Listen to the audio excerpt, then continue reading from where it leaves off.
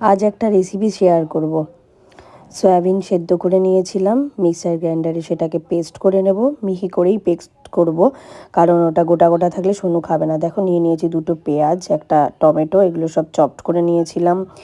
আর একটা হাসির কথা হচ্ছে, আমি না আলুটা মিক্সার গ্রাইন্ডারে যেই পেস্ট করতে গেলাম একদম কেমন হয়ে গেছিলো। যাই হোক, তারপরে কড়াইতে তেল গরম করে জিরে ফোড়ন দিয়ে এই যে চপড পেঁয়াজগুলো দিয়ে দিয়েছিলাম। ভালো করে লাল লাল করে ভাজা হয়ে যাওয়ার পরে দিয়ে দিলাম আদা বাটা।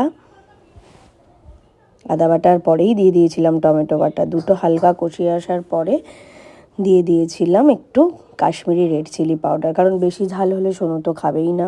এই যে দেখো আলুটার অবস্থা দেখলে তোমরা, আর এত ওয়েট হয়ে গেছিলো না, আমি নাড়তে পারছিলাম না। দেখো টোটালটা মিক্স করার পরে এই রকম দেখতে হয়েছিল, খেতে সত্যি ভালো হয়েছিল।